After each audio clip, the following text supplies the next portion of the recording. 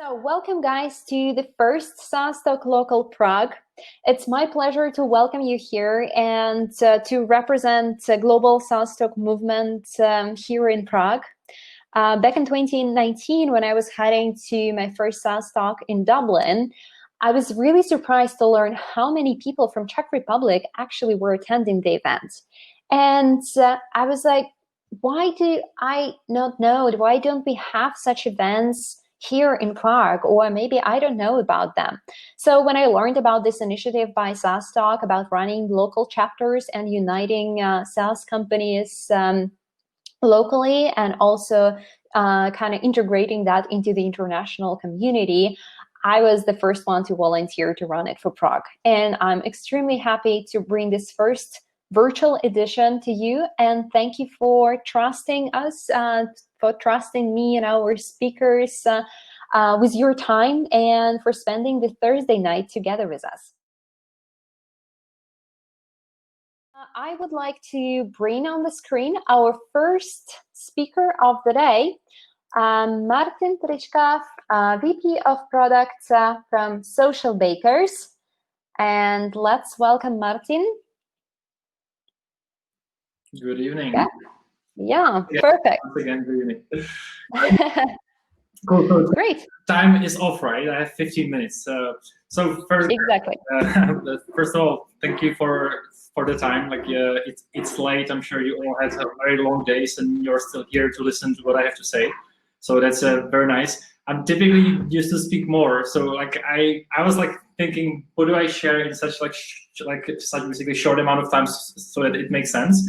And I decided to turn this kind of into like a set of tips. So I have like 6 tips that I think, based on like past experience. Can you see my screen, by the way? Yes. Okay. Yeah, everything works. So these slides are meant to be shared. I will then share like links. So some of them are full of text. Those are the tips. So I'll add some comments, and then we will have time in the Q&A if you want, and that will be it. So first, does it work? Yeah. Before I even start, what follows on the next slides is 100% not objective, because it's based on my experience, what I've seen, like where we failed or what worked. So take it with a grain of salt. It may not apply to all of you, but this is what I believe, right? So who am I and why, or what I'm coming, what the tips are from the experience of.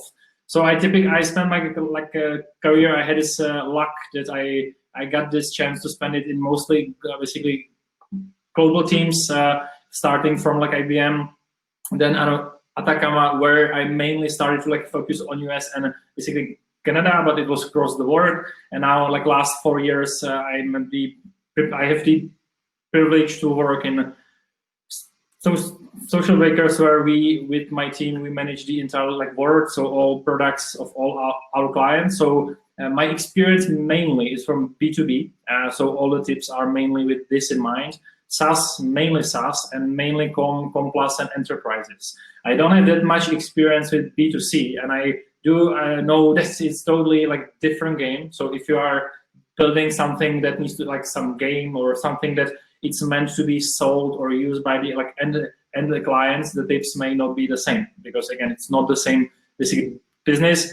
I've never actually worked in basically custom development where you like build something for like few clients, so I don't have much experience with that as well. And that if you're trying to scale that, so you are like agency, you are trying to scale to US and to find some clients there. Again, not the same thing. And last but not least, even in B2B, if your main kind of clients are like small businesses, it also may not be the same tips. But with that in mind, let's move on to the actual tips. I will start with tip number 1.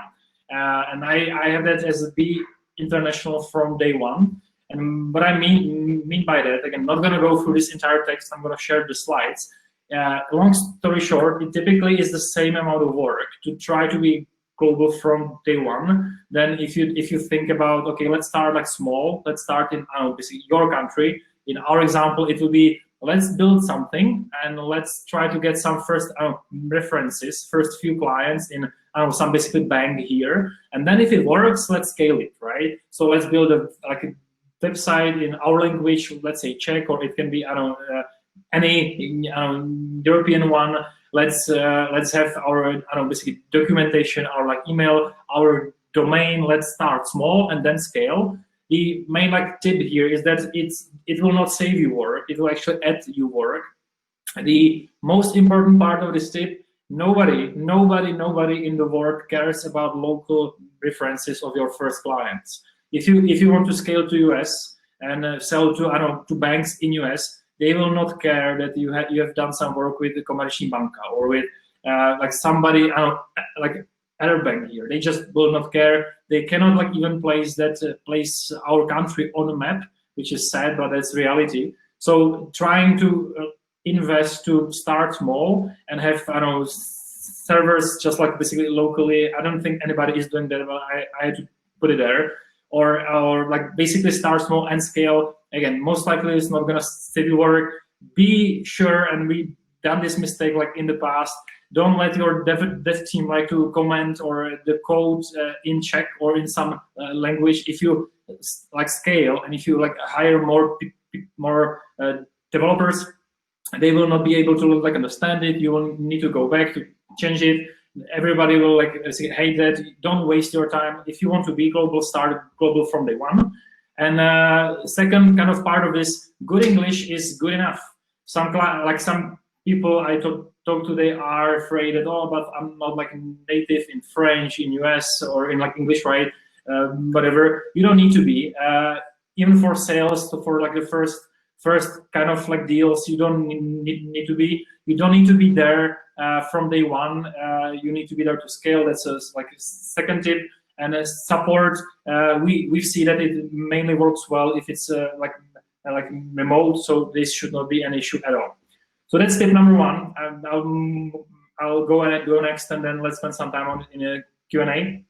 Second, local tech is good. Global sales is a must.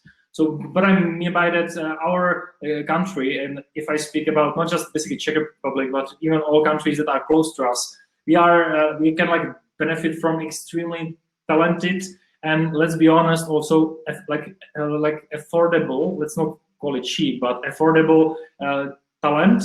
So I know most of you would know this, right? But you don't need to like that's the last point. You don't need to like hire somebody in San Francisco or in US just because it's cool, or they are not smarter than people here. So you don't need that.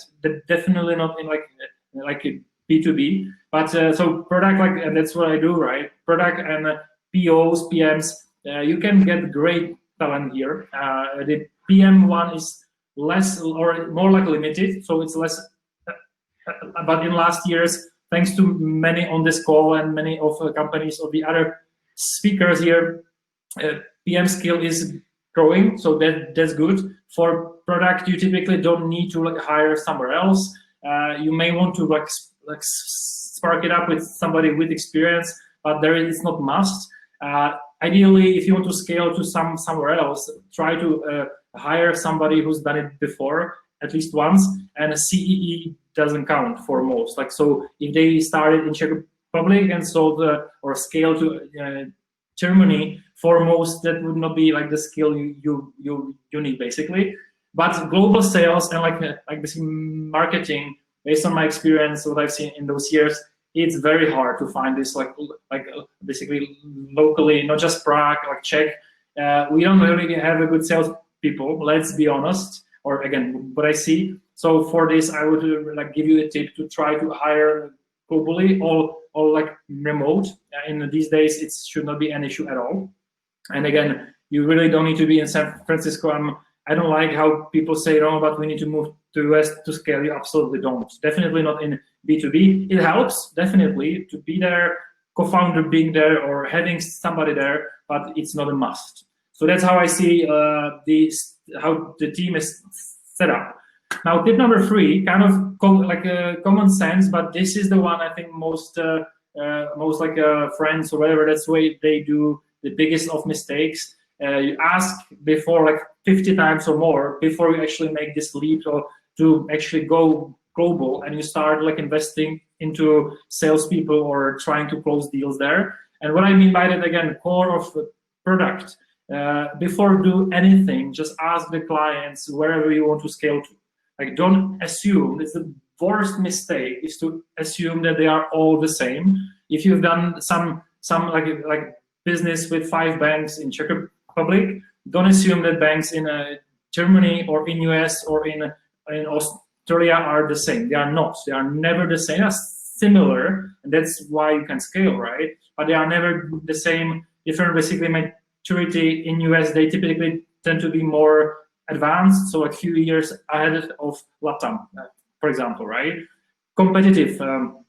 In US, the basic tech scene of somebody that's doing something like you, it's similar to, or there are like more companies there than if you go to, I don't know, like Asia, right? Tech stack, what they expect you to connect, and of course, if they work like in-house or they work with third party, are they used to somebody else doing the work and they pay for it, or are they like used to do their like the work with their own teams? It's never like the same, and like you can save yourself like a lot of cash and work if you just ask them. It's not that hard to actually get in touch with those clients. One thing that definitely worked well for us before basically COVID times, again, this is tip for US, it's not really that much used like in other parts of the world, but there are these trade shows, conferences, going there, meeting all people there. You don't need to even have the booth there, which costs some cash. You can just like go around and ask people, and in that day there will be like 500 of people from fintech or from whichever is your industry. But nowadays, of course, this is not that easy. So I would give you a tip of like LinkedIn. That's what I do.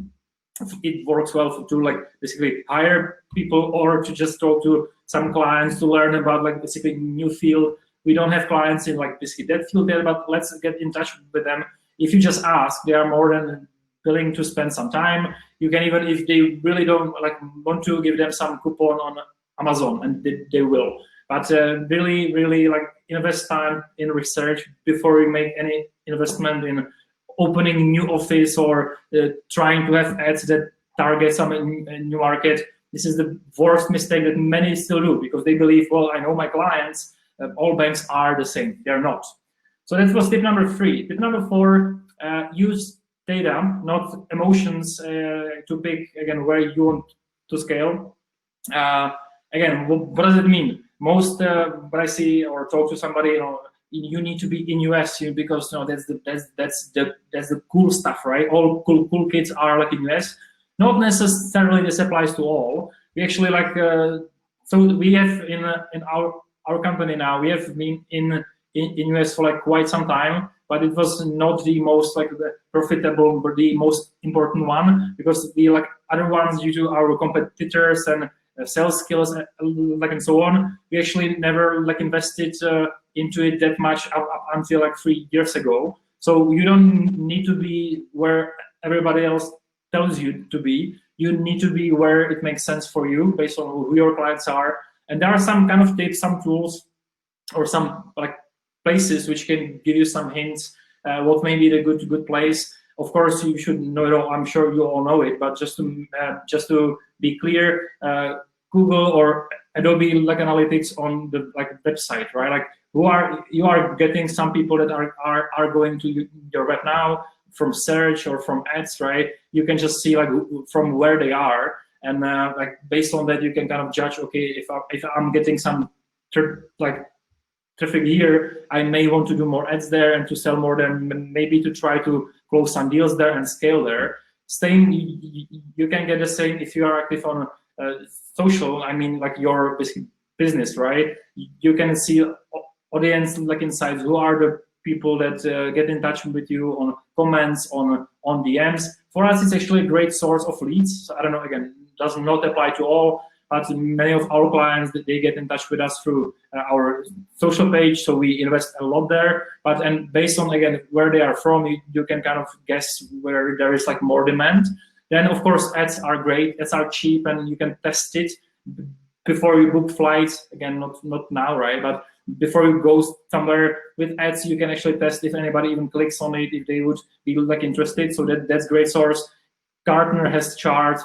Forrester, who's in basically or these like pages, G2 Crowd, where you can go search for your competition. You can actually filter what people say about them based on like where they are from. So what clients from US mainly complain about some specific tool. So you know that clients in US or in France, they complain about the lack of collaboration in that tool of from your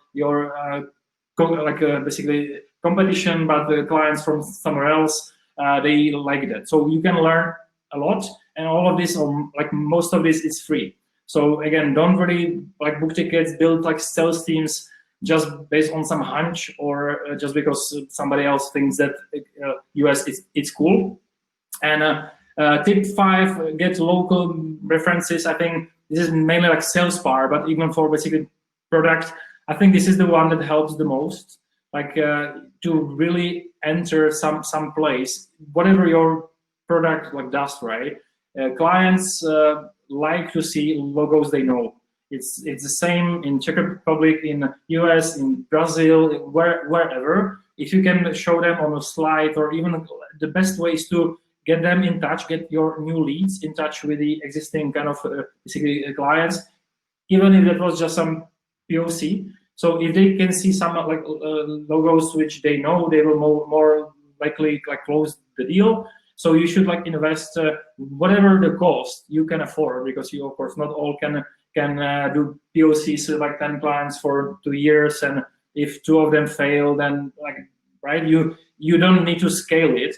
But as I said in tip 1, nobody cares about like references and some names of some like local small companies they never actually heard of. So pick a few clients, the best ones, the best match for whatever you do. And even I don't know, if you want to scale to France, right? So pick 5 like French clients that match what you do. Try to get in touch with them. There is a fine line how this works. You shouldn't do it for free, because then it may be a track that you build something. They will tell you, oh, it's great, we love it. Then you finish it, which by the time it's done, it would have cost you a lot of cash, right? Because of your time. And then they will say, well, it's nice, but I'm not going to buy it, right? So that's one risk. Also, don't do it for money from day one, because you may be at risk of doing what they want. That's going to fit just this like one client, but nobody else. So the best way is to kind of get some commitment. I know one good tip how to get more reviews, which prove good for us. We tried so many things. We try to pay our clients. We try to get a name there. We try to ask them like so many things. One thing that really helps is if you tell them, I'm gonna donate money in your name to charity. It's insane how good that works. You give them like the like some like tip that like we actually work with basically what is it, Red Cross, I think. So they have like office in Prague, right? But they are basically across the whole world. So it's not like, again, as I spend like telling you, don't find like local like clients, right? Same here. If you want to kind of do this tip, don't do like some charity of your friend that some client will not know / care about. So pick one that they know. This is a good one. Red Cross is kind of across the whole world, and you can donate cash any amount. Based on how important that client is. Even small amount is actually good enough, like $10 or 20. It's not like thousands, but just you will basically buy them like a good feel, and they will give you something back. So just a quick tip of how we can get more reviews that are super important. But so I will skip this one. I actually had 6. I cut it down to 5, but one I actually cut down, and I will say it. It's feet on the ground. So that was a tip 6. I decided to cut it because of COVID and how this world kind of changed. But it's super important to answer. It's not necessarily to start, but definitely to scale once you have some initial success. As much as I like Zoom and as much as I like the internet, because that's how we can work. There is nothing like being in person or like meeting, talking to somebody. And so to having feet on the ground, actually being there, wherever there is, it can be like France or US, you will need to spend some time there, which is not cheap, right? So do expect that this is part of it. Again, no idea how COVID will change it. That's why I decided basically not to. But since I'm back, I need to give you some like basically extra thing, right? And definitely it's good to hire local sales people for two reasons. They are like language is going to be like better. Their French is better than like your English, of course. So to scale, definitely you need like local salespeople, and if you do that, try to like hire those that have some basically network, right? That's like simpler said than done. But if they come from the field, not from your, so not from the same exactly place, but if you sell to like teams in a support, try to look at all the tools that sell to the same persona and try to poach at least one sales guy from that team. And if he or she will come with some basically contacts and names, and that will help you a lot to scale it. You can even like try to even enter, but that may cost you like more, and there may not be a success. So the tip 6 is to have feet on the ground after the initial success, as we discussed here. First, the local references, you don't need to be there on the ground to do that. But yeah, to scale it, feet on the ground, tip number 6.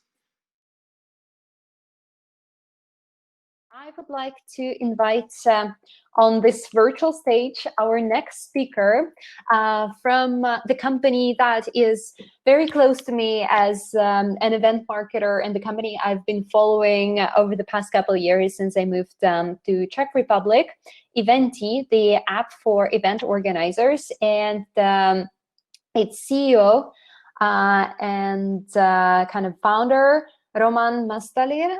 And let me bring Roman on stage. Okay. Yeah. And here is Roman joining us. Can you hear me? And yes, we can hear and see you. First try. I'm surprised. Yeah, perfect. Hello, everyone. So maybe let me start with my presentation. Thank you for a nice introduction. First, I have to say that Martin's presentation was awesome, and I'm kind of bummed that he couldn't finish. I'm looking forward to tip number 6. I share our experience, so let me tell you my story of the event. Give me just a moment to start my screen. Please just tell me if you can see, if you can see my screen. Yes, everything works. Okay, awesome. So hello, everyone. My name is Roman, and I'm CEO of Eventee. Let me introduce you what Eventee is. It's a super simple tool for event managers to engage with attendees in real time. Originally, Eventee was event, but due to recent events, we moved to virtual event space as well. How we started, let's say, as of now, we are still an early stage startup. We are a team of we for now focus on lower hanging fruits and slowly are building our way up. Especially difficult for us, but we were able to keep growing in revenue even though all the difficulties. As Martin said, we started or we developed Eventee as English first. What that means with the global market in mind. As well, what turns out to be, and always it is, the most and I was lucky enough to be able to start Eventee with the best team ever. Thanks to in our company, we were able to faced the difficulties in recent months. With Eventee, we tried publicity and user experience. Later, I will show you how. Our inbound strategy for past 2 years was basically, and in outbound marketing, it was cold emails and LinkedIn. But the LinkedIn was moved to inbound marketing, and we slightly changed the way how we are using LinkedIn. From my point of view, is the to engage with customers if you are having B2B startup or B2B SaaS company. So let me tell you a few things about 2020 and beyond. At the beginning of this year, we launched Eventee 2.0 product hunt because we were looking for the biggest possible exposure. Back then, we didn't sell hunt, but during that time, I think that month we did that. The traffic to our webpage increased by 20%, and overall through the year, we in the end get some customers from product hunt, so worth the shot. We keep looking for new opportunities. G2 Crowd, Quora. This is kind of free marketing. All we have to do is just spend some time in there. I can't stress enough how G2 Crowd is. Let me give you, for example, one tip with Quora and Reddit. We are using those networks to search for relevant topics to event industry. Questions as honestly as possible without being too sellish, or how to say that. Try to introduce ourselves as a Roman from Eventee and try to help and answer as honestly as possible, trying to sell directly. This works really well. We have high quality traction from the and a lot meaningful conversions. The same we are trying to do with YouTube, but it does not work that well. But we keep these with spreading the word about Eventee. This year we also to subscription, and this is super important to our business. We are one of the few who is doing that in event industry. Usually, you buy software and you pay per event, but when you spend so much money and effort to your customer who eventually pays for one event, why not try to keep him events? It's actually much easier to do that through subscription business model than by trying to use service and pay for the service second time and so on. So this is super important for us and for following. We don't have any numbers because our users are a year, and we started with subscription model this year, but I'm quite confident. And one most important number, there was no decrease. Didn't decrease due to subscription model, and all customers who paid per event, they stay. That's really important. This is let's say kind of upstream approach against the industry. One fun fact is that we try to focus on Europe due to really high competition in the United States. They kind of find a way how to buy event even from the United States, and that's the point Martin said before, and I was trying to make. We developed Eventee as English first tool. Actually, all the code, all the messaging, everything we do in English, and sometimes you have some quite common words used in event industry, but even though we are Czech, it's sometimes very difficult to translate them to Czech. event and session, it's kind of the same word in Czech, and we have difficulties to actually find the correct word. To give you a picture, currently 30% of all our customers came from the United States. So even though our strategy was to focus on Europe, we have a lot of demand from the United States, thanks to our SEO, at least, strategy and other marketing. On this screen, I would like to show you what's the biggest difference between Eventee and our competitors. Usually, it's strong B2B space, so that means that you're unable to use some easy tool where you can play around, try the tool, and pay for the tool. Usually, when you try to buy some event tool, you need to contact somebody from sales. It may take too long. It's in the end. But with Eventee, after hitting button on the homepage, sign up with Eventee, the first screen you will see is actually create. So that's the biggest difference between Eventee and the industry standard, let's call it.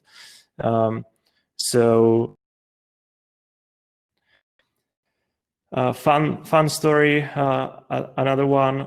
Quality content is one of our strongest marketing channel. Not just to improve our SEO, but once we write down some quality article, try to play an advertisement on Facebook and so on based on Facebook pixel. So it's kind of natural when people are looking, our article may pop up. And our record so far was one deal for $4,000 from article from our blog posts. So this is kind of important when you are working on doing business. Try to start from the high quality contents. Try to leverage this channel.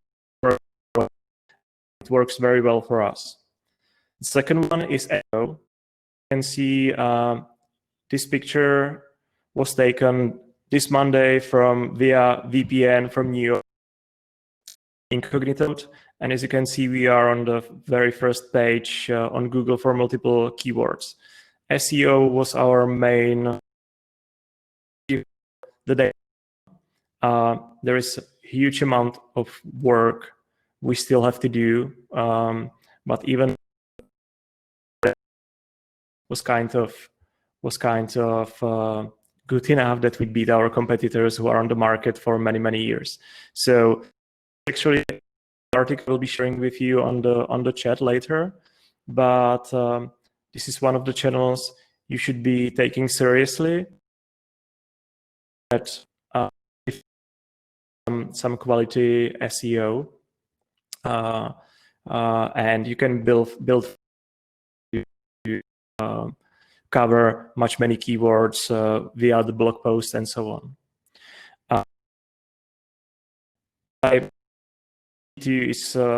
And similar web pages as G2 Crowd is one of the most important parts. Really well. If you don't know, G2 is basically one of the biggest, maybe the biggest review site, which actually of the word B2B SaaS services and tools. And even though there is, 200, we are in top 10 with Eventee with just, 15 reviews compared to hundreds and hundreds reviews. They measure the relevance and quality of the review, and we were able to beat them. This is one of our actively ask our users to provide the review to G2 Crowd, and I recommend you to do offer discount anything. It's basically the same thing of what Martin said about reference in specific market.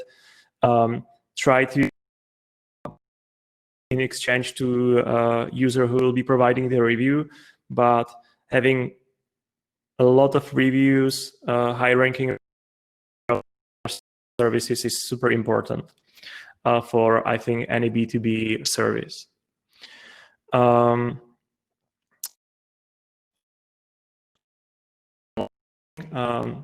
The hard lesson I learned was that how important is sales for us. The SaaS service to totally avoid sales because I hated sales all my life. And I learned that okay, do it, and you don't have to be even doing cold phone calls, cold emails, and so on. The weakest point we had previously was that imagine the funnel of your customers coming to your service, and there was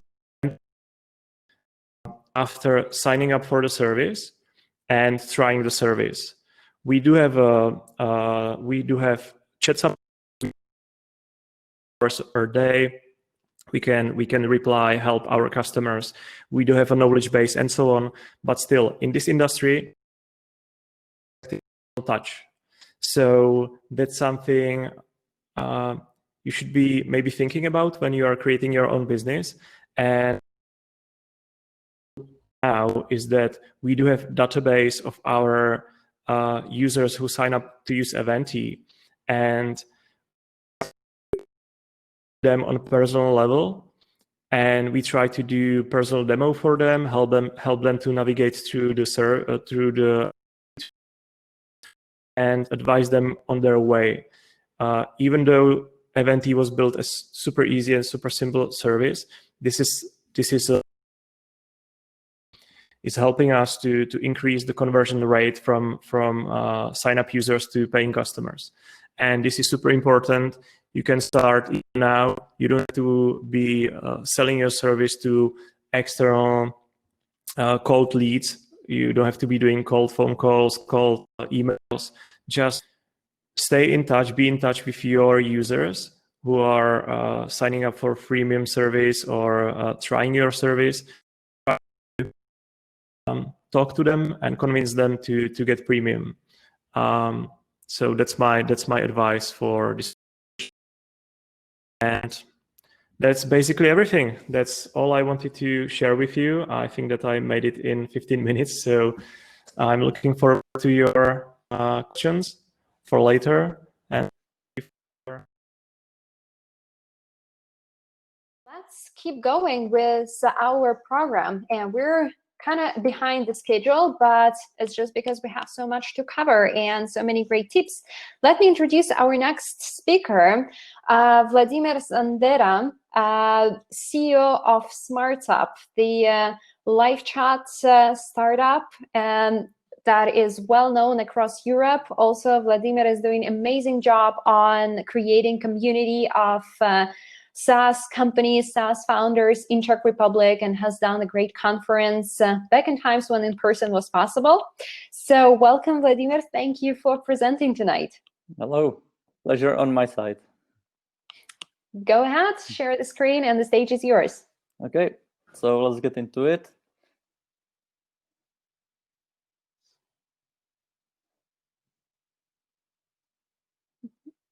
Okay, everyone can see the slides? Actually not. I can't see them. Yeah, try once again to share the screen. Oh wait, yeah, I actually need to share the screen as well. That's a good tip. Good tip, yeah. Yeah, that could help a little bit.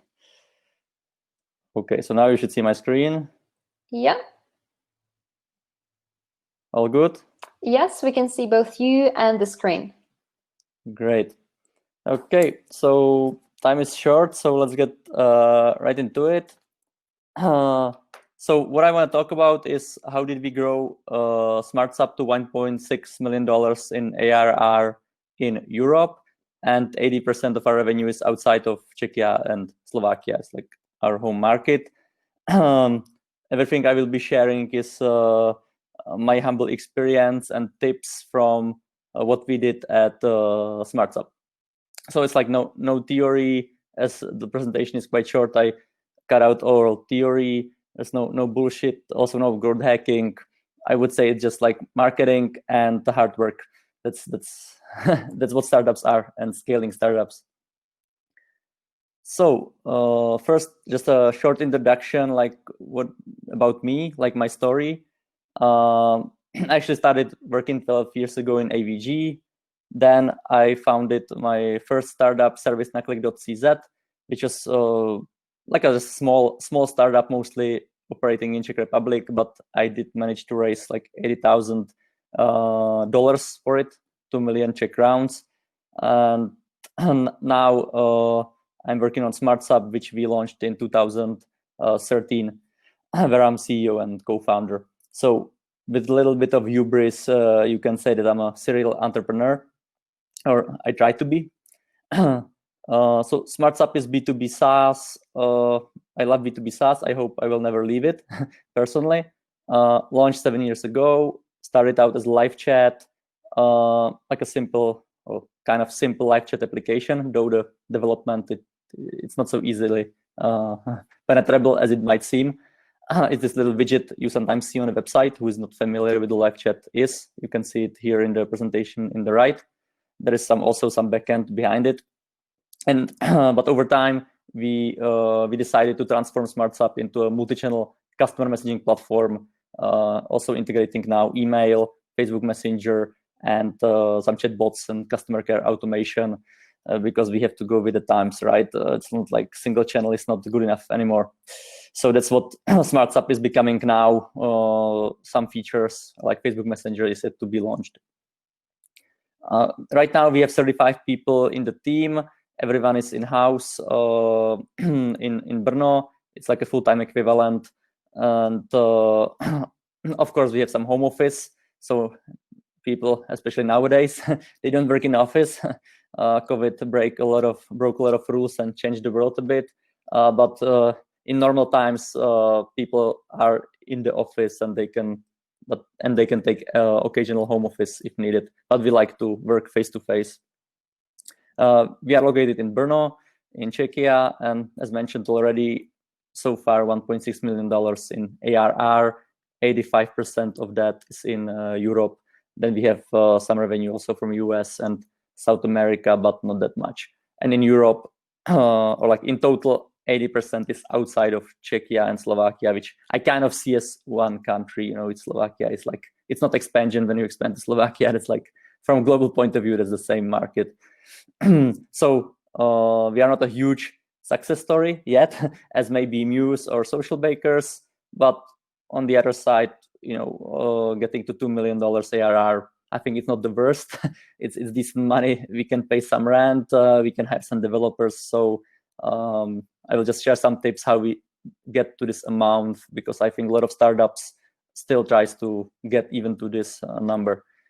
The chasm of the dead valley is quite big. When you scale, a lot of startups just fail very early on. So at start, it's good to mention we had a very lean approach with everything we did, because we didn't have any VC investment early on. We actually raised 3 years after launch. So during the first 3 years, it was very bootstrapped marketing strategy because we didn't have any money. I think it's still quite bootstrapped today because we didn't raise like a huge investment. But in the early days, it was really like super bootstrapped. We were like the 3 co-founders, like typical garage startup with like no money, kind of like students still. So everything we did was very bootstrapped. The focus or the approach we chose was kind of like anti-US approach in startup world, kind of going against the mainstream, where we said, hey, going to the US, it costs a lot of money. You have to have huge budgets, and also you have to have some breakthrough innovation. In my point of view, after acquiring some experience, I think US is very hard. Actually, a lot of startups just break their teeth. It's like a Czech saying. They just really, you know, there's so many obstacles and so hard to get there. So many startups fail. So we said, hey, let's kind of take a different direction than the mantra is, and let's just focus on Europe. It's like a low-hanging fruit strategy because acquisition is cheaper in the EU compared to the US. And also here we actually see localization. We can localize, which we do, and I see it as a product differentiation or like a USP itself, that when your customer doesn't speak English, which our customers often don't speak because we focus on SMBs, then if your customer doesn't speak English, if you have two competitors in the US, the customer is not even your customer is not even thinking about them. So you're kind of creating like a blue ocean where you have localization, but your product doesn't have to be superior to, let's say, US startups, which have much bigger funding, and it may be very hard to compete with them in the US. So here I'm maybe a bit contradicting the Socialbakers presentation, but as was said, it's all subjective, and I think the big differentiator is if you focus on enterprise or SMB. If you focus on small companies, I think the English penetration is not so good in Europe. If you focus on big companies, of course, that kind of goes away, and the bigger the company is, they will often speak English. So then localization for big companies is not so important. And also, I think it's good to mention, or our philosophy is, it's okay to be a fast follower. Disruptive innovation is expensive. If we weren't first on the market, to be completely honest, some live chats, like one or two, were already existing, but it was a starting market, like a wave that was just starting to pick up. So it's of course important to not be the last guy on the market, to go into the market where there is like 20 established players. That's also not good, but also being the market leader and being the disruptor and coming on the market with some disruptive innovation that also has a lot of tricks and obstacles. So I think it's totally okay, especially from Czech Republic, to say, hey, let's just be a fast follower. And if we scale in Europe, that's for a Czech startup, I think that's still super successful, because Czech is a small market. If you can go to like 5-10 countries in Europe, that's still super successful. You don't have to be in the US doing like competing with disruptive Silicon Valley stuff. And actually, I think most startups don't, because it's just it's very hard. Like, I think just a few like very good companies like Mews and Socialbakers, they did it. They raised really big money, but they are also the proof that you need to raise really big money to be competitive with Silicon Valley or like global players. If you don't have this kind of money, I think it's close to impossible to try to compete with Silicon Valley startups who raised like tens of millions of dollars each. So I hope I'm still on and my presentation didn't crash. Maybe someone can give me like a voice signal. Let's talk about the marketing and localization. How did we actually scale? So our target group, as mentioned, small and medium companies at $20 per month ARPA. Maybe I will just check real quick if I'm still connected in the call. I'm connected. Okay, so hope it's all good. All good. Don't worry. Go ahead. Okay. Just making sure so I don't talk for 10 minutes into a blank screen.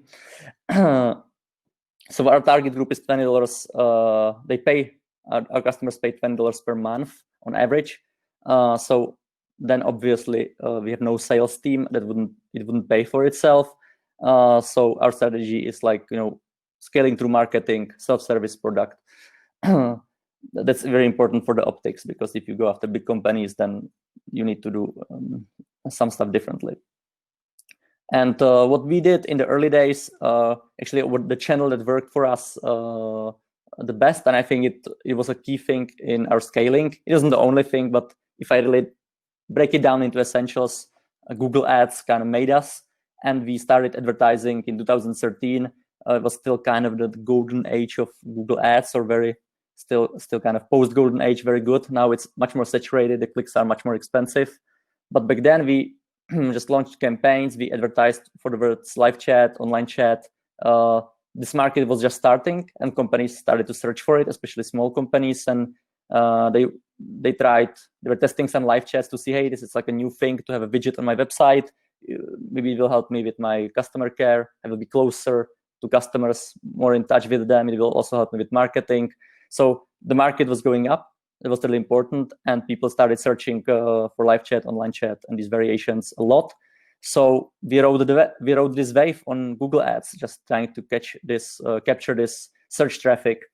But there was one important key thing that we localized. As I mentioned, focusing on Europe, a lot of different languages. Our customers didn't speak or don't speak English, so we localized early on. What we did is first we launched in English. So the global mindset, as mentioned, is very important. We definitely wanted to go global or expand to some countries, not just be in Czech. So we translated the product, the website to English. That's what I did myself in the early days. Then we launched the campaigns in some European countries, and we saw, okay, there is search traffic, we have some signups, there is some conversions, but not totally great. So we said, hey, how can we improve the conversion? Let's do localization and see if it works. And we used super lean approach in this because we were, so poor back then. We really didn't have any money. So like localizing one language, let's say, it would cost like the product, the website, all the marketing. It would cost like 2,000 euros maybe. It was a super huge amount for us back then. Each of the founders was living from 600 euros per month, and we didn't have any employees. So our budget was like what we made from our previous startups and what we made from Smartsupp itself. That's what we reinvested. So every 200 or like every $100 was really spent with a lot of caution. So super lean approach. When we said, hey, we don't want to translate the whole website, maybe it will not improve traction or conversion, so it would be a waste of money. So let's translate just the Google ad itself, right? It's like 3 lines, $20. Then let's see if it improves the click-through rate. We did it. It did improve the click-through rate. So we say, hey, it's improving the numbers if it's localized. So let's try to translate the homepage. We did it. Also improved signups. We were like, cool. So now let's translate the whole product. And we really did like gradually. We tested different countries. So in countries where we saw incoming and increasing traffic, we continued with translations. Countries that didn't work, we just cut them off and killed the localizations there. So like it couldn't be more lean than this. One tip, if you want to localize your product, we use PO Editor. It's like a translation management software. It's only the software itself, which is connected to Bitbucket or GitHub, so it's connected to your code.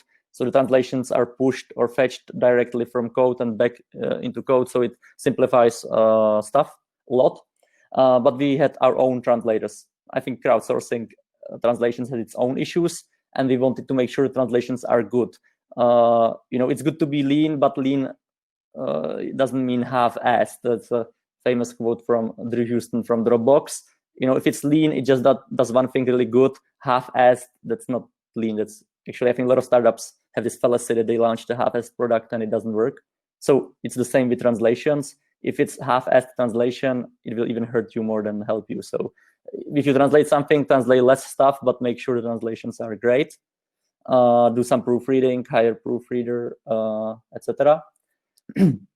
And of course, everything we did was very data-driven. Because I think every startup has to be nowadays. That's how you disrupt the incumbent or like existing companies. And we were super laser focused on conversions, again, because we didn't have any money. So anything we launch in marketing, it has to get conversions, and also not just signups, but it has to have conversions to subscriptions right away. We can't wait 3 months because the money we made from the campaign, like the customers it brought, then we took this money from the customers who started paying and we reinvested in the campaign. So if the campaign isn't making money for 3 months, then we can't run the campaign anymore because we are out of money. So it has to just make money really in first month. We were like super extreme in this because if you don't have money, then you are forced to find something that works right away or you just close the business.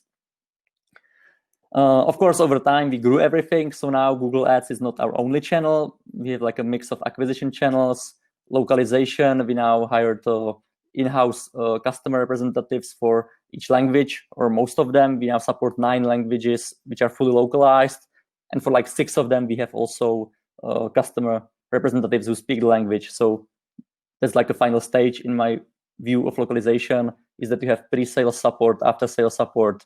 You have the person who speaks the language and can help your customers. But we didn't have it in the early days. It's not important for the early days. And acquisition is getting more expensive each year. So what worked 7 years ago, which is what I'm describing, that probably won't work now. The market is getting harder and harder. In some ways, it's getting bigger, but it's also getting harder because it's more saturated. And the acquisition is getting more expensive on all channels. So the key piece of advice is find one channel that works for you and squeeze the shit out of it. So to sum it up, my 3 humble key pieces of advice how to expand globally with success is, first, you need traction. Like, you need to find a wave, something that grows. It's like, I think technology comes in waves. There are some books about it even. So I think it's kind of a fact. And just catch the new technology or the new market trend and grow on that. Because if there is no traction, if there is no market, anything you do won't have any effect. So you need to have either search traffic, like a big search traffic for some new stuff, like we did for live chat, or if you are selling directly, you are maybe focusing on bigger customers, then 5 out of 10 customers should tell you, oh, we want to buy this. You should see some traction right away. A lot of startups is just selling something that no one wants it. So you need to realize very quickly that, okay, no one wants this. We need to pivot to something else. Then once you have traction, there is a second fallacy I think startups have, that they don't have singular focus. They are like focused on too many things. So even though they are on a growing market, their product does too many things and it doesn't work good. And with marketing, they do like 20 channels and none of them work good. So if you don't have big budgets, don't spread yourself too thin. So just focus on one channel and again, squeeze the shit out of it. Just optimize it super good. With Smartsupp, it was Google Ads, but it can be anything. With our other product that we launched, SmartLook, it was Facebook in the early days. We realized, okay, Google Ads don't work here because people don't search for this kind of product, but we push it to marketers and UX designers based on groups and interests on Facebook. We see great traction. So we really squeezed the shit out of the channel, and we grew this other product on Facebook from 0 to 100,000 signups in 6 months, like super successful. Now actually Facebook stopped working. The product refocused to the bigger customers, but the initial wave we caught and the initial money we made from Facebook and completely depleting this channel, it helped us a lot. And the last thing, very obvious, but go after the money. Your marketing or sales activities need to gather not just user base, but also some subscriptions and money right away or very quickly.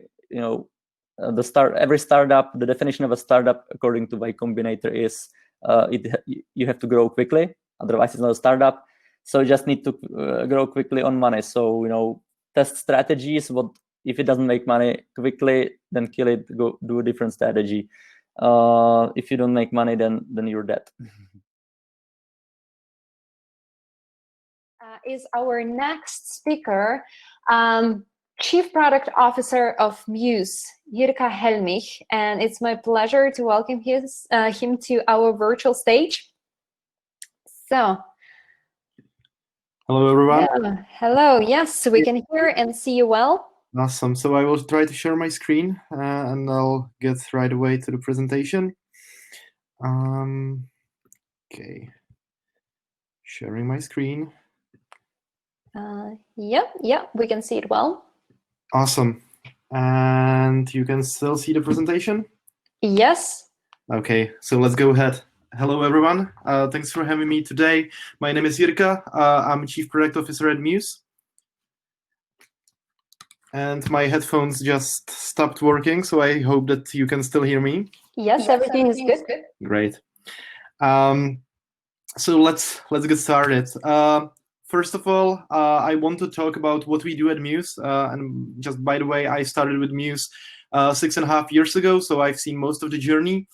and who we are. So if you ever arrived into a hotel, stood at a queue at a reception desk, and you were wondering why does it take so long for you to get a room key and get accommodated into your room, so did we.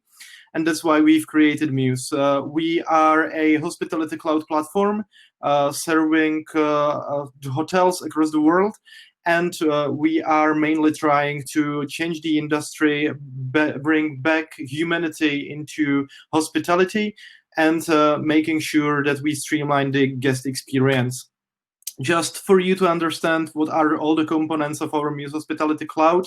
So in the core of it, there's a property management software that is the operating system of the hotel, where all the employees, starting from housekeepers, ending with managers, work with every day.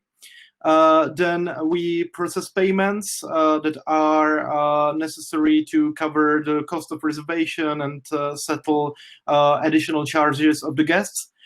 We have our guest journey products, and that contains guest portal, where you can take control of your stay and really, check yourself in line, check yourself out online, manage your bills, and manage with the property. Then we have a booking widget that hotels are placing on their website for you to be able to create your booking. We have a kiosk that helps you to magnetize your own card and get into the room. Also, we manage distribution channels, meaning hotels are synchronizing their availability and prices into Booking.com, Trivago, Expedia, and channels like that, where you most probably book anyway. And last but not least, we've built our marketplace where third parties, meaning different startups, nowadays 450 of them, and not only startups, are connecting to the hotel data and trying to provide services to our customers as well. But that's about Mews. And where it started. It started in March 2012. In this hotel, which is a hotel called The Emblem in the middle of Prague, in the city center. And it's a hotel of the family of our founder, Richard. And actually, I called this a fake product market fit because this hotel never actually had a say into, or the employees of the hotel never had a say in what would be the software that they would use. Through Richard and his family, they were kind of stuck with Mews, and it wasn't fun for them, because we started building a guest platform mainly, and then later on, when Matt, our CEO, has joined Mews, we figured out that we need to have a great property management software that these guest applications would connect to. So we started building our own property management system in some kind of Top Gearish fashion of how hard could it be, and we thought that it would take 3 months or so to build it. So we're building it those 6 years still. But after first month, for instance, the hotel didn't have necessary reporting to be able to close their accounting for that month, and we had to build it overnight. So it's immensely important that you will find yourself a real customer who needs to be using your software and is paying for it. Because otherwise, I've seen many startups who were actually building some kind of software for extended periods of time, continuously rewriting it in pursuit of signing a customer, and they never did. They ran out of money and they had to shut down their efforts. Fast forward to November 2020 to today, we serve 1,800 customers in 63 different countries. We support 53 currencies, 30 languages. Our R&D team is around 85 people based in Prague. And our sales and marketing, we had spread across Europe, and actually we had offices in Australia and New York as well. But now through COVID, we've centralized back to London, basically. And our founder, Richard, has moved to New York, where he's now going after major chains in the US. And just to put it into some perspective, when I was talking to guys from Uber, they are running, or they were back then running in 61 countries with R&D of 2,000 people. So that's why my talk, compared to the other talks, is a little bit more focused on product development itself, because I think that the hospitality industry is a little bit different, especially in times where people cannot travel. But B, our software is extremely complex, and I want to share some experiences around that. So just for you to imagine what are the complexities in hospitality, obviously we need to localize the UI, because customers want for the software, and Martin from Socialbakers touched on France multiple times, everyone wants a software to be speaking in their own language. And they want to quickly understand what's on the screen. That covers, formatting of currencies, and they want to be able to see their local time and stuff like that. So that's almost, a must-have. But what we do as well is that we, one of the functionalities that we have is managing bills for the customers, meaning guests in hotels. That means that we need to treat local currencies, handle currency exchange differences and exchange rates itself. We need to be able to handle taxations in different countries. And, in a major part of Europe, you would have VAT. But then if you go, for instance, into Brazil, they calculate tax from a different tax that they calculate from the basic price. So there are some caveats that you will meet.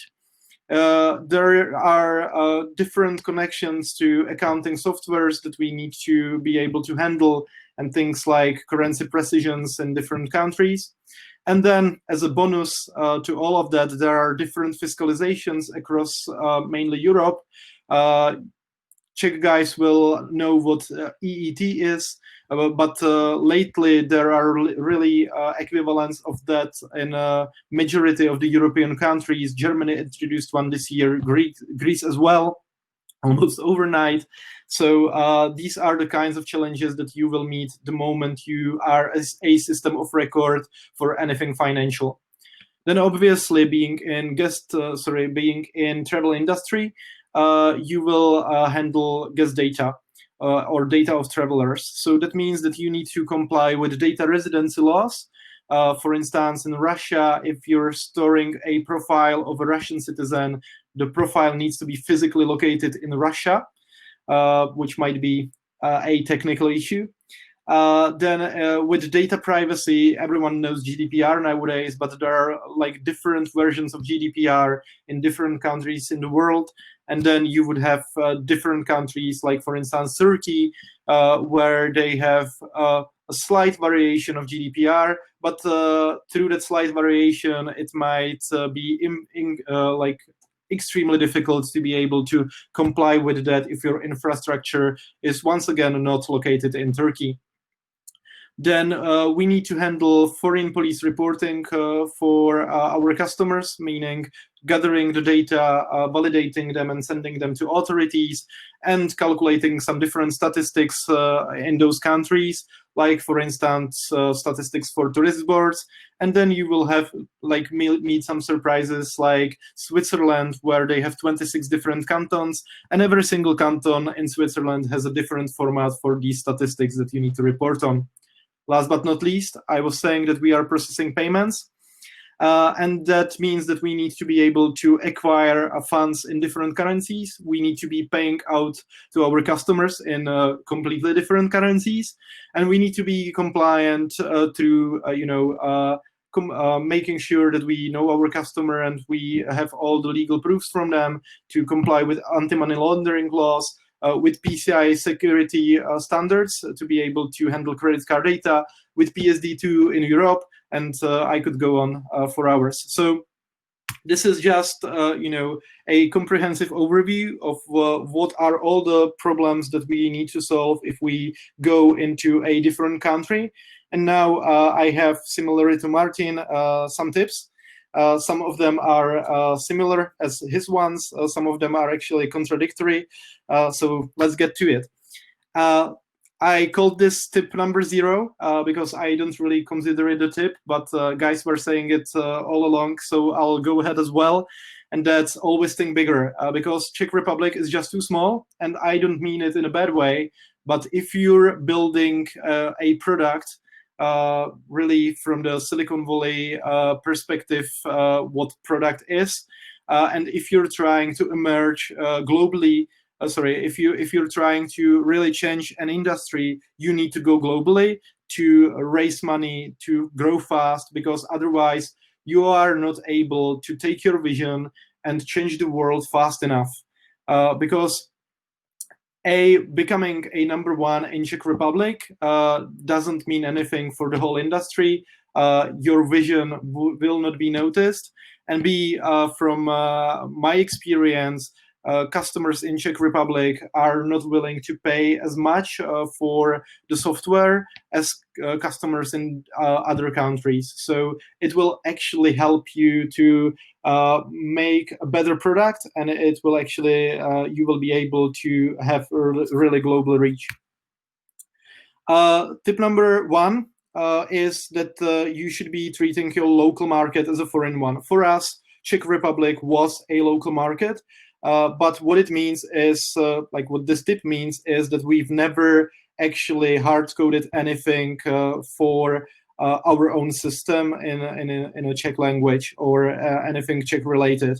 From day one, we were knowing that we will go global, that we need to have our technology ready to be able to take on a different language, a different currency, to note time that's in a different country, and that we need to choose a provider of our services, of services to us. For instance, in our case, we are fully hosted in Microsoft Azure. That is also global, that can support us in different countries through different services, that can scale with us, and that can support us consistently along the journey. Because at no point in your journey you will have the money, time, or resources to be able to throw it all away, rewrite it massively, rewrite it from scratch, and basically, start a new software.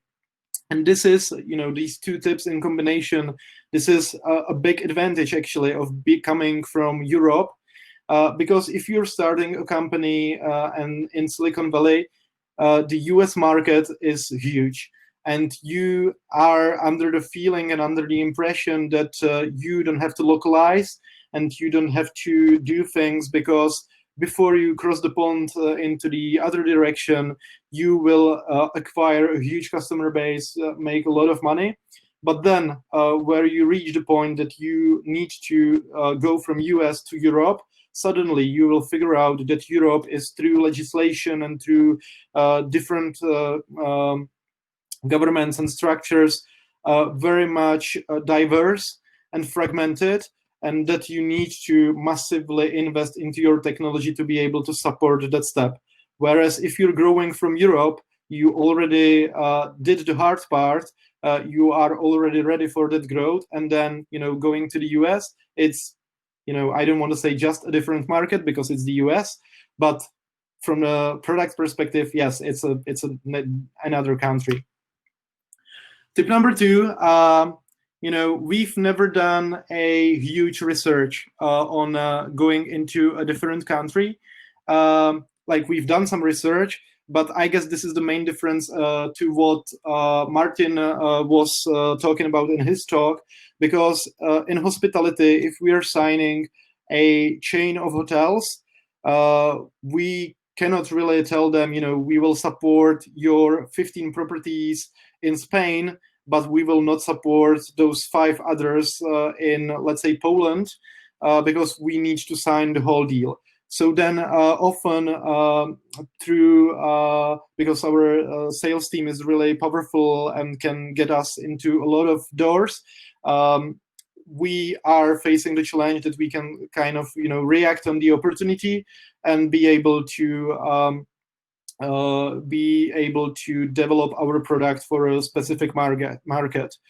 Actually, it's kind of, don't be afraid, just do it, just sell it.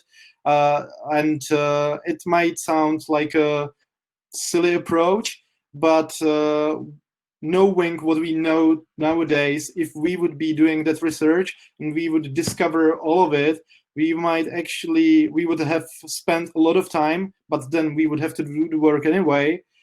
We would end up being scared, and actually we might have ended up working for a corporate somewhere else because we would be too scared to actually go for it and build it, because we would be, having a huge list of what needs to be done rather than doing it in a more lean approach.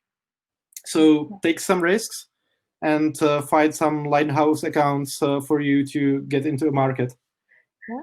Jirka, let me just jump in real quick. We are running really late and out of time, so just to give you heads up regarding our timing. So I know you have quite a few more tips to go through, and yeah, we're really looking forward, but maybe we could... This can be a quick one. So you need to be compliant, and it's painful, it will hurt, but you need to do it, because otherwise your customers are not able to use your product in different countries, and that would stand in the way of your vision. So even though it's unpleasant, you absolutely need to do it. Tip number 4, get some help. Don't build everything.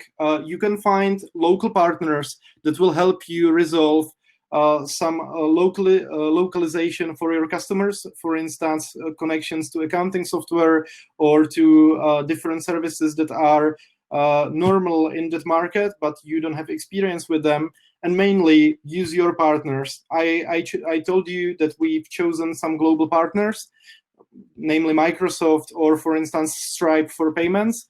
And actually, we can go and talk to them and ask them and consult them and try to figure out how they did it, use their experience, and actually benefit from it. So you're not alone in that. You're not the first one doing it. So get some help and rely on some of your partners. Tip number 5, you will be surprised. And the localization, it actually never stops, especially the moment you touch finance. And we've seen it at Mews, especially this year. There were quite a few countries that started their own fiscalizations, and unfortunately those are different in different countries. And then the second part of it is that through COVID, governments were trying to help the travel industry by changing the tax rates in different countries, but some of them didn't do it in a particularly helpful way. They've done it literally overnight. So in that case, we had to react pretty quickly, get talking to accountants, to lawyers, to financial consultants, and really quickly react on those changes to keep our customers up to date. And this is not the only occasion that this will happen, and it will keep happening. Hopefully, we will have some heads up. But you need to count with it. Last but not least, a bonus tip.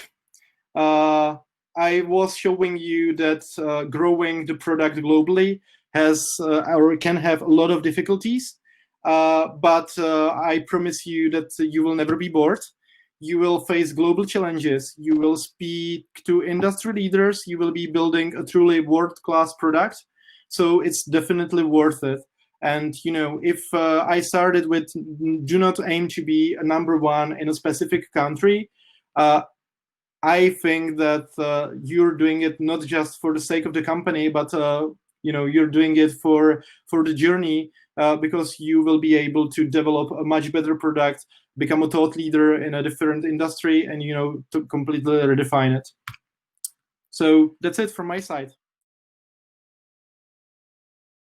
Now it's time for Q&A. So guys, keep the questions coming in the chat, and let me bring all of our speakers back on the screen so that we can have a great conversation all together now, answering your questions.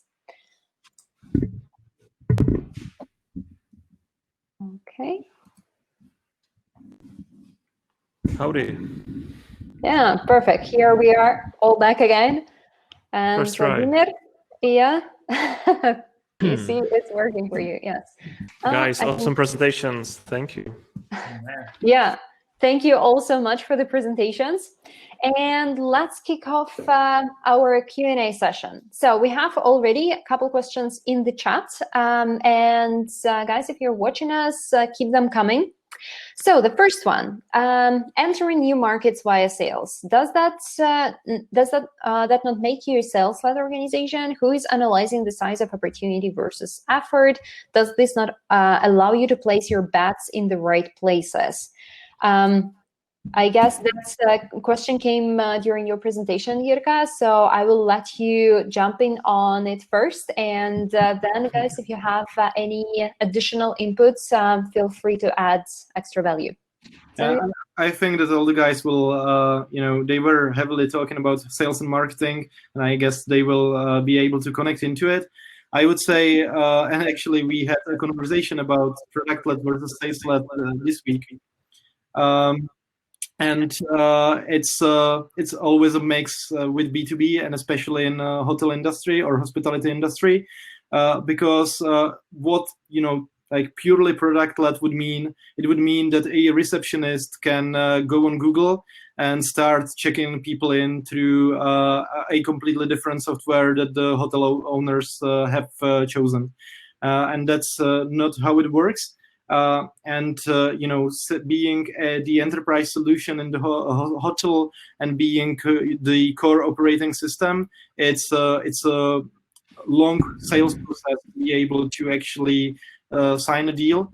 So there is a whole strategy behind how to get a customer, and it really cannot be just through product.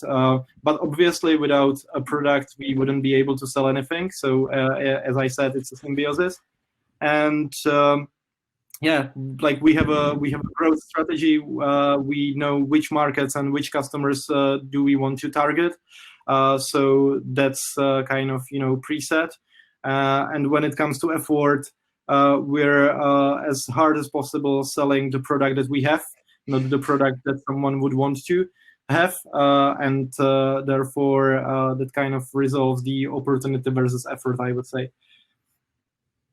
Great. So any additional input, any additional kind of value here, or should we move to the next one? I will possibly just add that if you're starting something new that nobody's done, you need to product-led, right? Because you are the one to define what it is, and then have sales to go and try to sell it. If it's and that's the case for us as well. If it's something that by all the time, it's kind of normal. It's clear what clients would like expect in that place. Then sales-led will actually help you to prioritize what to build first, because you cannot build it all, never. And as all companies, you strive to grow and bring cash, and sales are the one to their job is they make money by selling what sells. They are not trying to sell what doesn't sell, because they wouldn't earn any cash, right? So if something sells and if there is a big demand that they are able to sell that and it's aligned with your goals, you of course should not change the direction just because there is some cash. But if there are 5 things that you want to be doing and sales are able to sell two of them much more, because there is big demand, we know the clients, we know the buyer personas, which is important in basically B2B, then it's not that bad to be sales-led and to basically lean in and to believe and to build it. Of course, then they need to actually bring it, right, the cash. But it's not always. It's not a game of ego that product-led, so that ego are important as you are building that, right? Some people do that, right? Oh, salespeople are bad because we are the ones to decide. Fuck it, you are trying to grow all to scale. And the best way to follow where the demand is, and that's what you have the sales for. That's why you pay for the sales team to do that. So you should basically trust them. So that's just some comments to that. Great. And during your presentations, there has been a lot of talk today about the review platforms, in particular about G2, and we've had a couple questions about it. The first one, if you use any other similar platforms as well, like Capterra or any other alternative like that. So who can share about that? Roman, maybe. We try to use all of them, all the main one, and also what's the name for them? Like the webs which try to provide alternative software, like I forgot the English word for that, like just the review sites, but the stacking sites, or how to call them, sorry, I can't remember. But we put the biggest effort towards to G2 Crowd, because I think that that one is the biggest one, or at least the most relevant one to our business. It's the best one for SMB com and possibly com plus, meaning more advanced comms. Typically, what we see, like enterprise clients, like the true enterprises, they don't go there, or it's not that important for them. It's more like a Gartner and a Forrester, and based on, it's funny how this game is played. You know, we've played it for some time. For some of that, you need to pay. It's not cheap. Definitely not something to start. You don't pay to be in those reports. Like, it's not paid, right? But you kind of need to be friends with them. You need to go to their events, host somehow, and then they even talk to you, right? So you pay for it, like not like directly, but the true like enterprise game. It's not played on like web reviews, right? It's played through this kind of board, and the way how the enterprise pick what tools to buy. They buy this report, which then costs like 3K for the report. They sort the top 5, and they want to talk to or top 3, just the top 3, right? And they talk to the basically top 3. If you are not in the top 5 or top 3, you have no chance, right? So this is again, it's a great way to start. It's cheap to start. You can use these like hacks that you give some coupons or whatever, or get some discount to your clients to give you a good review that will like help you to scale. So that is great to start, but don't expect like P2C to help. Then you need to do reviews on YouTube and Instagram, right? That's a different game. But on a small businesses com and com plus, this is the best place. Yeah, exactly. Totally. Yeah, I totally agree that this whole art of managing relationship with all of this consultants and companies like Gartner or Forrester, and it's building the relationship, maintaining it. That's an enterprise story and a very different one. And I was also interested, Vladimir, since you didn't mention that in your presentation, I think, is there anything that you are also utilizing for these review platforms in particular, because you're mostly focused in Europe and G2 seems to be a little bit more on the US side of things? Yeah, good question. We, as you mentioned, we don't really focus on G2 that much because I think it's very US centric at this point. Capterra is more focused on Europe. I know they have some translations, like they have German mutation, they have French mutation. So we actually we don't do it. We don't focus on it at this point. But a few years ago, we tried to build some reviews on Capterra, which I think is good. As was mentioned, it's a good to incentivize your users, like especially if you have a large user base or if you have like a free users, which we do, like a freemium business model, just incentivize the free users or customers to give you a review on Capterra or G2. So I think for certain types of products, or if you go after certain markets, it can be quite useful to have a lot of reviews there. Regarding paying them, then that's where it gets tricky. In this area, I like to kind of do a little bit of, let's say, growth hacking, that just get reviews and try to squeeze as much out of these platforms as you can through free stuff, but don't pay them. As was mentioned, like it's very expensive. But I can say actually a good example of Smartlook, our other company, is they are really high ranked on G2. Maybe not so today, but at a certain point in time, they were #1 in their category, like Smartlook. It's like website on-page analytics.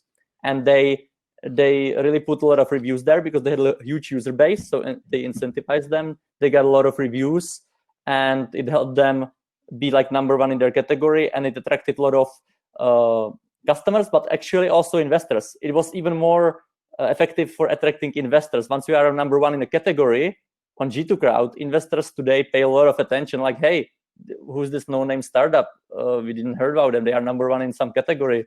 It has to be like super great product. And suddenly you are very friendly with VCs. You are getting a lot of interest from VCs. So it's also good for not just customers, also VCs. But if I get back to Smartsupp, we do Captera more. We have a little bit of paid advertising, but mostly it's like reviews, getting good reviews there. So if someone goes there, if you want to be in the top 3 spots, as was mentioned, like a lot of companies will look, hey, what's the top 3 spots? But they are paid, and that's really hard to get into. And that's also another thing. If you focus on super small companies, it's also not a good channel. So I think Martin said that for enterprise, it's not the good channel. Same is for super small companies, because you need to have sales. These platforms actually work with leads. They generate leads for you. That's their business model. And if you don't have account managers or salespeople to process the lead, it's kind of, if you pay, you will never get money from it. Like our ARPA is $20 per month. So if you pay to Captera or G2 Crowd, we will never get return on investment if the customer pays $20. So for super small customers, it's also not useful. So what we just do is we get a lot of reviews there. So maybe some of our customers or potential customers who then become customers, maybe they go there, and we just hope they will scroll through like list by reviews, and they will look at the reviews. But if they are just looking at the top 3, which are paid, they don't use the filters, then they will not see us there. Yeah, that's a great, I think, also approach to actually think not just about which platform is kind of on the rise and where everybody is, but analyzing what is most suitable for you, for your business model, for the size of your company, and also for the size of your deal. Because you've mentioned you need to get the ROI, and if your customers are paying $20-$50, then it will never be worth that. Great. Yeah. Let's move to the next question. We have here Kinga. Just asking out of curiosity and theoretically that, let's say if I run a small SaaS in Czech Republic and plan to go with the product to the neighboring countries, which one would you pick? Would you pick Slovakia or try other directions? So let's make it a short answer, like literally name of the country and one argument for that from each of you. Jirka, let's start with you. Yeah, I would, contradict with a question, why neighboring? We went mainly to Netherlands because we found a great ratio between willingness to pay and between how people were ready to adapt digital products. So that's my short answer for that. Cool. Roman, what about you? I heard Netherlands all the time. It's true, definitely. But if I would have to decide, it would be UK or Germany, probably. Okay, so we already have 2 speakers and nobody's voting for any neighboring country with Czech Republic. Okay. Germany is neighboring country. Well, yeah, that's true. It is neighboring. Good. Vladimir, what about you? I think it's really hard to answer it. It depends on the product, depends on what you do. But maybe to give a comparison, like with Smartsupp, it's a very homogenic product. For example, when you compare it to Mews, like Jirka was talking about, there's a lot of localization. They have to adapt like legally with accounting stuff. We are basically in customer care. If you really simplify it, like omnichannel help desk or like help desk software, for customer care purposes, there is no legislation needed like locally, like a GDPR, of course, but otherwise we have no legal or local constraints. So we can go spray and pray. It's just a question of competition. Which country has competition, which one doesn't. So the product works more or less same everywhere with no adjustments, if I simplify it. But for example, if you look at, I don't know, let's say ShopTet, a lot of people in Czech know them. It's an e-commerce platform. If they expand, they need to connect local logistics companies. They need to connect local payment gateways. Or for example, Facturo is also great software. I always tell them, hey guys, you should expand more. But they say, but we do accounting stuff or like invoicing is different in every country. So it's actually true. So for them, it's much harder to expand. So it just really depends what it is. Do you ship physical products, or is it software, or Right. etc.? Yeah. Okay. And Martin, what about you? What are your thoughts? Not much to add on what was said. If it's it all depends on what it is. If it's like true SaaS, as it kind of says, then you don't think on basically countries, because your country is the internet, so you can scale. Like why? Like it doesn't need to be close to the country, right? You need to find the one where you have some clients that want to pay for it, and your like basic product can kind of do what they expect. If it's as specifically like as was said, if it's something that is based on like local law and you need to be connected, then you may want to do something that is kind of like close. But like from experience, I would not go there. Slovakia is going to the east to some country that would pay even less than the clients here. I would like, no matter what it is, I find it hard to imagine anything that would, for which it would be good to scale to Slovakia first. Let me end with that. I'm sure there are like 185 other like better options in the world where to scale than to Slovakia.